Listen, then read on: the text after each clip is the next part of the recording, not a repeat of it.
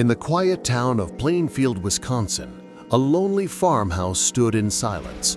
No one knew that behind its faded walls lived one of America's most disturbing killers. This is the true story of Ed Gein, the Butcher of Plainfield. Edward Theodore Gein was born on August 27, 1906 in La Crosse, Wisconsin. His father, George, was a violent alcoholic. His mother, Augusta, was a strict and deeply religious woman.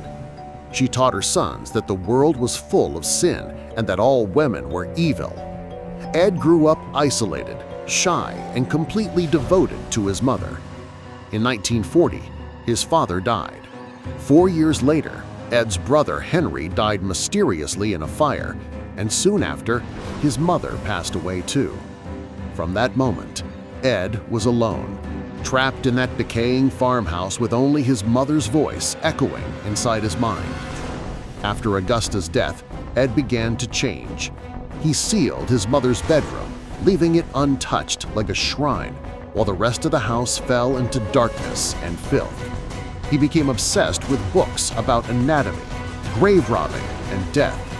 At night, Ed wandered through local cemeteries, digging up freshly buried bodies. He would take home what he found – skin, bones, and organs, and began crafting horrifying souvenirs. Masks made from human faces, furniture covered in human skin, a belt made from nipples. He even made a woman's suit, a full-body outfit stitched from female skin. He said he wore it to feel like his mother again. For years, no one suspected a thing. But on November 16, 1957, everything changed. Bernice Worden, the local hardware store owner, disappeared. The only clue was a trail of blood leading out the back door. When police traced the evidence to Ed Gein's farmhouse, what they found inside defied imagination.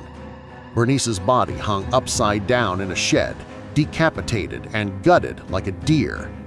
Inside the house were bowls made from skulls, lampshades made from human skin, and boxes filled with bones. The town of Plainfield would never be the same again. When questioned, Ed calmly confessed. He admitted to killing Bernice Worden and Mary Hogan, a tavern owner who had gone missing 3 years earlier. But the truth was even darker. Most of the remains in his house weren't from his victims, but from the graves he robbed. Police realized they weren't dealing with a typical killer. They were dealing with a man who had completely lost his grip on reality. Ed Gein was declared mentally unfit to stand trial. He was sent to Central State Hospital for the criminally insane. Years later, in 1968, he was found guilty of murder, but legally insane. He spent the rest of his life in a psychiatric institution, quietly doing maintenance work, reading magazines, and living out his days behind locked doors. Ed Gein died on July 26, 1984, from cancer.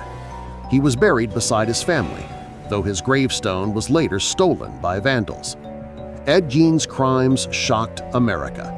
His story inspired some of the most famous horror films in history: Norman Bates in Psycho, Leatherface in the Texas Chainsaw Massacre, and Buffalo Bill in The Silence of the Lambs. Ed Gein blurred the line between reality and horror fiction because the monsters we see on screen are nothing compared to the real one who once lived in Plainfield.